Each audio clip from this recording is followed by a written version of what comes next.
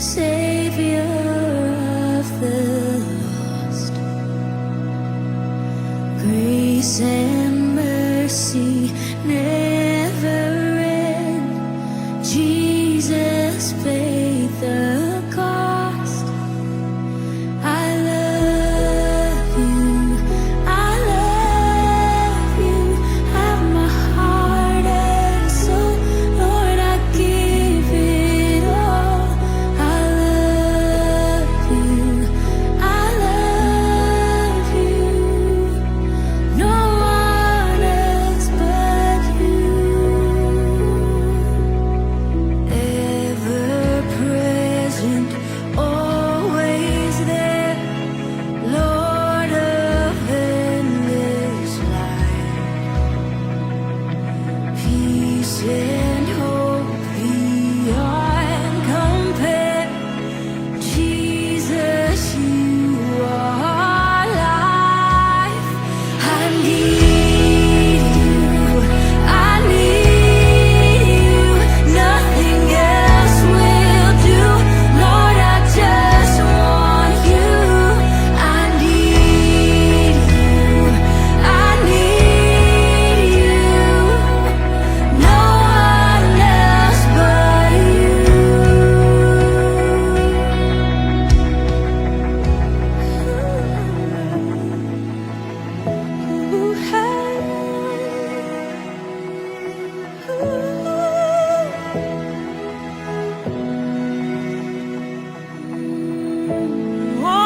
Only one more, Jesus.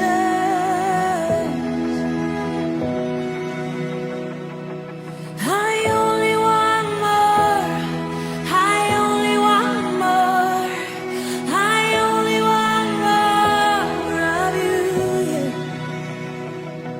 My only desire, my only pursuit. I only want more of you. Come on and help me say, I only want more. I only want more. I only want more of you. My only desire, my only pursuit, my only pursuit. I only want more of you. Come on, sing it. I only want more. I only want more. I only want more. I only want more. My only desire, my only desire, my only pursuit. I only want more. Let me say, I love you. I love you. Have my heart and soul, Lord, I give it all. Come on and say, I love you. I love you. Lord, I only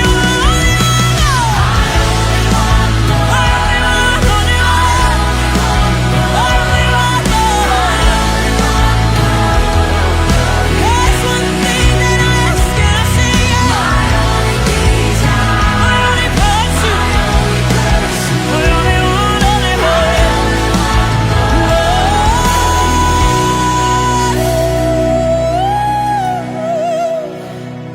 I trust you. I trust you. You're my closest friend. You're my everything. I trust you. No one else but you.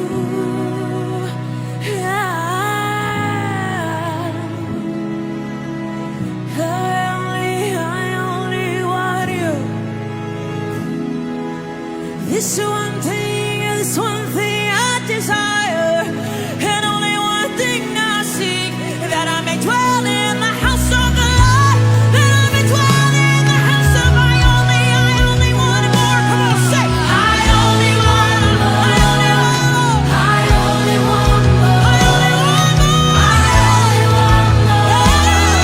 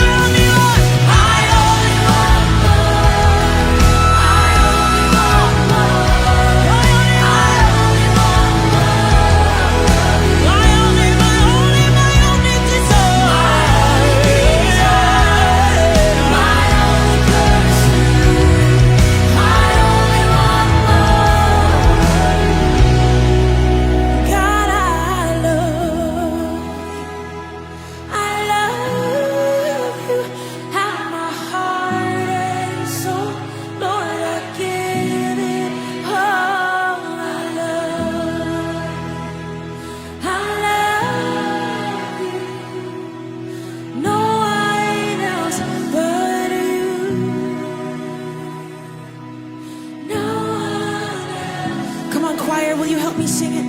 No one else but you say. Nobody else will do. One more time. No one else.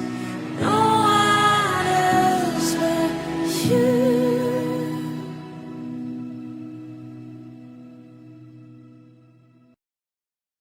Magandang umaga po sa inyong lahat. Purihin po ang Diyos sa panibagong araw na kaloob niya sa bawat isa sa atin. Bago po tayo magsimula ay tayo po muna ay saglit manalangin.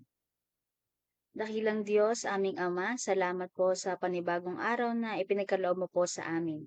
Salamat po sa buhay at kalakasan na patuloy niyo pong ibinibigay sa amin. Salamat po sa araw na ito, maging sa mensaheng niyo po para po sa amin sa umagang ito. Nawa po na palagi kayo po ang siyang madakila at maitaas sa aming mga buhay. Maraming salamat po, Panginoon. Sa iyo po palagi ang pinakamataas na papuri, pagsamba at pasasalamat sa pangalan ni Jesus. Amen. Amen. Tayo po ngayon ay nasa Exodus 38.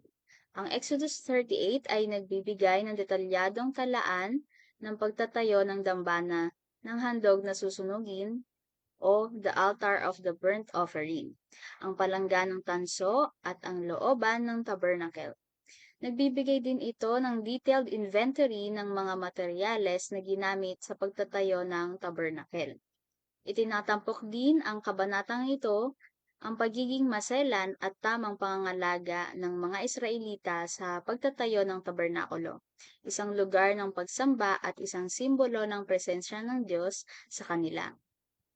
Ang Exodus 38 ay nakatuon sa mga praktikal na detalye ng pagtatayo ng tabernakulo at nagpapayag din ito ng ilang mahalagang tema at aral para sa mga mananampalataya.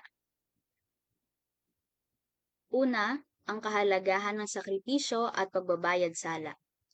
Ang chapter na ito ay nagsimula sa pagtatayo ng dambana ng handog na susunugin, isang pangunahing elemento sa pagsamba ng mga Israelita. Ang altar na ito ay sumasagisag sa pangangailangan ng sakripisyo upang matubos ang kasalanan at maibalik ang tamang kaugnayan sa Diyos. Ang paggamit ng kahoy na akasya at tanso para sa altar ay simboliko. Ang kahoy na akasya ay kumakatawan sa kalikasan ng pagiging tao ng ating Panginoong Hesus, na naging laman upang ialay ang kanyang sarili bilang isang hain, habang ang tanso naman ay sumasagisag sa paghatol ng Diyos sa kasalanan. Ang pangalawa naman po ay ang pangangailangan para sa paglilinis at kahalagahan ng kalinisan. Ang palangga ng tanso. Ayon sa verse 8, ang ginamit rito ay tansong ginagamit bilang salamin ng mga babaeng tumutulong sa mga naglilingkod sa pintuan ng toldang tipanan. Ito po ay ginagamit para sa seremonyal na paghuhugas ng mga pari o saserdote bago pumasok sa tabernacle o lumapit sa dambana. Ang palangganang ito ay kumakatawan sa pangangailangan para sa espiritual na paglilinis at pagdadalisay, na nagpapaalala sa ating mga mananampalataya na dapat tayong maging malinis sa paglapit natin sa Diyos. Pangatlo, ang kahalagahan ng komunidad at pagsamba. Ang looban na nakapalibot sa tabernacle ay isang lugar kung saan maaaring magtipon ang buong komunidad ng mga Israelita para sa pagsamba. Binigyang diin at halaga po nito ang kahalagahan ng komunal na pagsamba at ang pangangailangan para sa isang lugar kung saan maaaring magsama-sama ang mga tao upang maranasan ang presensya ng Diyos. Gaya po sa ating panahon ngayon, tayo po ay nagsasama-sama o nagtitipon-tipon para sumamba at maranasan ang presensya ng Panginoon sa ating pagsamba. Pang-apat, ang halaga ng pangangasiwa at pananagutan. Ang chapter na ito ay naglalaman ng detailed inventory ng mga materyales na ginamit sa pagtatayo ng tabernacle, na nag-highlight sa kahalagahan ng malinaw na pagkaunawa at mabuting pangangasiwa sa mga bagay na ipinagkatiwala sa atin ng Panginoon. Ipinapaalala nito sa ating mga mananampalataya na tayo ay may pananagutan sa kung paano natin ginagamit ang mga ibinigay o ipinagkatiwala ng Diyos sa atin. Panglima, ang papel ng mga kababaihan sa pagsamba. Sabi nga po sa Exodus chapter 38 verse 8, gumawa nga siya ng palangganang tanso at tanso rin ang patungan. Ang ginamit niya rito ay tansong ginamit bilang salamin ng mga babaeng tumutulong sa mga naglilingkod sa pintuan ng toldang tipanan. Ang talatang ito ay nag-highlight sa selfless contribution ng mga kababaihan sa komunidad ng mga Israelita. Ang kanilang mga salamin ay ginagamit upang lumikha ng palanggana para sa seremonyal na paghuhugas. Ito ay nag-highlight din sa papel ng mga kababaihan sa pagsamba at ang kanilang willingness na makapag-contribute sa pagtatayo ng tabernacle. Ipinakikita din ito na ang mga kababaihan ay aktibong kalahok sa komunidad ng mga Israelita at ang kanilang mga kontribusyon ay pinahahalagahan. Ito rin ay sumasagisag sa kahalagahan ng pagsuko ng ating mga makamundong pagnanasa upang maglingkod sa Diyos at unahin ang espiritual na kadalisayan. Gayon din po sa ating panahon ngayon, tulad ng mga kababaihan sa panahon ni Moises, ang mga kababaihan ngayon ay may napakahalagang papel sa gawain ng Panginoon. Pang-anim, ang kahalagahan ng pagsunod. Ang maselang pagtatayo ng tabernakulo at pagsunod sa tiyak ng mga tagubilin ng Diyos ay binibigyan diin ang kahalagahan ng pagsunod sa pananampalataya. Binibigyan diin nito na ang tagubilin ng Diyos ay hindi basta-basta kundi idinisenyo para sa ating kapakinabangan at tulungan tayong mamuhay sa paraang nakalulugod at nagbibigay karangalan sa Diyos. At panghuli, ang kahalagahan ng tipan ng Diyos. Idinitalya ng kabanata ang malaking halaga ng mga materyales na ginamit para sa tabernakulo, na nagpapaalala sa atin ng malaking halaga ng ating kaugnayan sa Diyos. Binayaran ni Jesus ang pinakamahalagang halaga para sa ating kaligtasan, at dapat nating pahalagahan ang sakripisyong ginawa niya para sa atin. Ang Exodus 38, habang tila nakatuon sa napakaraming bagay o detalye, ay nagbibigay sa atin ng malalim na mga aral tungkol sa sakripisyo, paglilinis, pamayanan, pangangasiwa, at ang kahalagahan ng isang relasyon sa Diyos. Ang mga temang ito ay sumasalamin sa mga mananampalataya ngayon na nagpapaalala sa atin ng kahalagahan ng pamumuhay na nagpaparangal sa Diyos at nagpapakita ng ating pasasalamat sa Kanyang habag, biyaya at kagandahang loob. Purihin po ang Diyos na dahil na kahit na hindi po tayo karapat-dapat sa biyaya ng Diyos ay kinahabagan niya po ang bawat isa sa atin at ngayon ay tinatamasa natin ang kanyang kagandahang loob. Salamat po sa Panginoon. Tayo po ngayon ay dumako na po sa pananalangin.